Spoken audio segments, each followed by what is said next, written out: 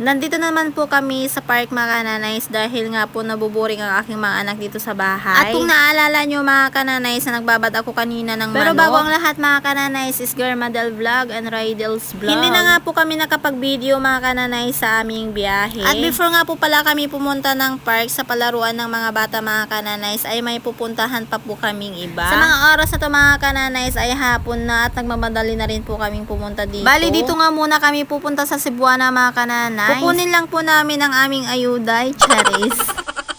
Pumasok na nga po kami dito mga kananays ay ito naman yung mga anak ko ay nagbibideo pa talaga sila na hindi ko alam. Sila nga po yung unang-unang supporters ko sa aking pagbablog mga kananays. At isa rin po yung asawa ko na sobrang supportive niya sa akin lalo na sa aking pagbablog. Bali nga po, yung asawa ko talaga ang nag-utos sa akin para mag-vlog ako dito sa Pilipinas. At sabi ko naman sa kanya, sige try ko, kung hindi ko kaya stop ko. Kung mapapansin nyo mga kananays nung unang-unang vlog ko sa mga voice over ko ay hindi pa po ako gaano doon sa pag-voice over. Minsan nga nabubulol-bulol po ako sa pag-voice over mga kananays nung unang-unang vlog ko pa lang. At syempre lahat naman po ng vlogs ko ay pinapakita ko sa asawa ko at pinapacheck ko sa kanya kung okay naman lalo na ang aking pag-voice over. Sabi naman ng asawa ko ay okay naman daw po yung pag-voice over ko at tamang-tama na po at magaling na daw po ako mag-voice over. Ay charot, ay for the go. O diba, napaka-supportive na asawa ang aking asawa kahit hindi po kami magkasama dito sa Pilipinas. Siya po yung nagpapalakas ng loob ko mga kananays para mag-vlog. At syempre nandito na rin po yung mga anak ko, silang tatlo po yung nagpapalakas ng loob ko para gumawa ng mga content or pag-voice over, something, anything else. May time na din na sinabi ko sa asawa ko na ayoko nang mag-vlog, nakakapagod, masakit sa ulo, mahirap mag-edit. Lalo na po talaga sa pag-i-edit mga kananays, hindi po siya sobrang dali. Pero sinasabi ko sa inyo, kung gusto nyo talagang mag-vlog, kailangan pagtiyagaan mo, pagtiisan mo kung talagang gusto mong maging isang content creator. Kaya hanggang ngayon mga kananays, hindi po talaga ako susuko hanggat hindi po namin makikita ang bunga ng aming pagbablog. At syempre, nandyan naman po lagi yung asawa ko, yung mga anak ko na laging nakasuporta sa akin. At nandito na nga po kami sa park mga kananays. Bali nga, bumili nga po pala kami ng merienda ng aking mga anak. Ang gusto nga nilang merienda mga kananays ay itong lemonade, tapos itong chocolate shake. Pag pumupunta nga po pala kami dito sa park mga kananays, mas lalo naman po akong naiinip or inaanto, kaya nasanay na po talaga ako sa loob lamang po ako ng bahay. Pagkadating nga po namin dito sa loob ng park mga kananays ay may mga bata na pong nauunang naglalaro. At syempre medyo umaabot pa nga po to sa mga araw na to or oras na to mga kananays. At tignan nyo naman po yung daan. Medyo baha po yung daanan, kaya sabi ko sa mga anak ko maglaro na sila at hapon na rin to. Bale maglalaro lamang po sila mga 30 minutes mga kananays ay uuwi na rin po kami maya-maya. Kaya hinayaan ko muna yung mga anak kong mag-enjoy sila sa paglalaro at sa pag-slide mga kananays dahil nga po ito lamang po ang palaruan dito sa loob ng park. Wala naman po silang ibang pagpipilian mga kananays kundi itong slide lang ang meron dito. Sa mga oras na to mga kananays, sinabi ko na nga sa anak ko na uuwi na po kami. Bago nga po muna kami umuwi mga kananays ay dumaan nga po muna kami dito sa Wagwag para bumili ng pizza. Marami pong pagpipilian dito mga kananays sa loob ng Wagwag. At dito mo lamang po makikita dito sa Science City of Muñoz, Nueva Ecija. Ito nga po pala lahat ng available na lang pizza mga kananays. Ang binili ko nga mga kananays ay Hawaiian bacon. Ang kukunin ko sana mga kananays ay bacon pepperoni, kaso nga lang po naubos kaya ang binili na lang po namin mga kananays ay Hawaiian bacon. Medyo natagalan nga po pala kami sa paghihintay mga kananays dahil nga po may mga nauna nang bumili kisa sa amin. Naghintay po kami siguro mga kananays na sa 30 minutes. Nakabili na nga kami mga kananays ay agad-agad na nga po pala kaming umuwi. Nung nakauwi na nga kami dito sa bahay mga kananays ay agad-agad ko naman binuksan itong binabad ko kaninang umaga. Ito nga po pala ang aming dinner mamayang gabi. Kaya nung pagkarating namin mga kananays ay nutusan ko na nga po yung anak ko na maggatong dito sa uling namin. At ayun na nga, dahil sabi ko sa inyo hindi po siya marunong magsindi ng posporo kaya ayun muntik na nga po siyang mapaso ang kanyang kamay mga kananays kaya tinulungan ko na nga po siyang manggatong. Nung nakagatong na nga po pala kami mga kananays ay naglagay na nga rin po ako dyan ng pang-ihaw namin at inilagay ko na rin po yung manok. Dahil nung nakaraang araw mga kananays, nung Saturday po yun, bumibili po kami ng lechon manok mga kananays kaso nga lang po wala po kaming nadatan na luto na. Puro hilaw po lahat ang kanilang paninda mga kananays kaya hindi po namin nahintay yun. yun. Kaya naisip ko mga kananays, may stock po pala kaming buong manok doon sa ref namin. Kaya itong linggo nga mga kananays ay nagbabad po ako ng buong manok. At gumawa nga po pala ako ng pangpahid ko sa manok mga kananays habang iniihaw ko. Bale, ang ginilagay ko na nga lang po dyan mga kananays, mantika at saka toyo. Wala nga po akong pang brush mga kananays, kaya ang ginamit ko na nga lang ay kutsara. At habang nga nilalagyan ko ng pampahid mga kananays, yung tinimpla ko na toyo at saka mantika ay sobrang bango. Naabot na nga kami ng gabi dyan mga kananays, kaya medyo madilim na. At ito na nga, sumindi na nga rin ang aming Christmas light dito sa labas. Syempre, hindi lamang dito sa labas ang may Christmas light mga kananays, meron din naman kami dito sa loob. Bali nga po yan, nandito sa loob mga kananays ay Christmas tree. At tingnan nyo naman po kaming mag-ina mga kananays, todo paypay lamang po kami dahil nga po sobrang init. At kitang-kita naman po sa mukha ko na talagang inaantok na at pagod na ako. At ito naman anak ko ay todo sulat siya at wala siyang magawa. Binalikan ko nga po itong niluluto ko mga kananays. Ayan na nga, malapit na nga po itong maluto.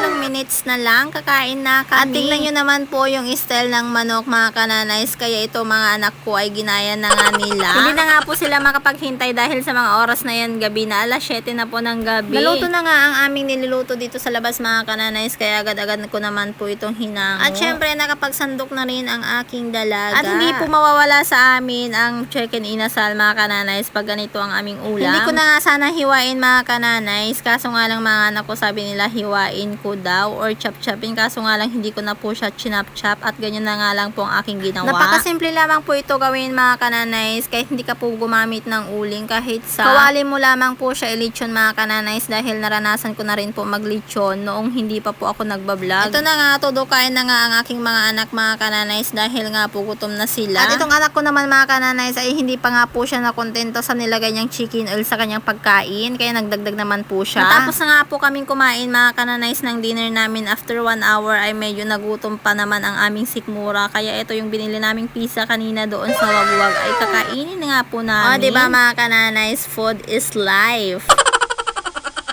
Sinimulan na nga ang aking anak kumuha ng kanyang pagkain mga kananays dahil nga po natatakam na siya. Bali dito na nga po pala kami sa loob ng kwarto namin magmerienda ng pizza mga kananays. At syempre hindi naman po ako magpapahuli mga kananays ay kumuha na nga rin po ako ng isang slice. Titikman ko nga po yan kung talagang masarap ang pizza sa Wagwag. Syempre masarap ang pizza sa Wagwag pero hindi mo ko matatalo, mas masarap ako. Charis. At bago na naman po matapos ang aming video mga kananays, don't forget to subscribe my YouTube channel. And don't forget to share and like. Thank you very much for watching. God bless everyone.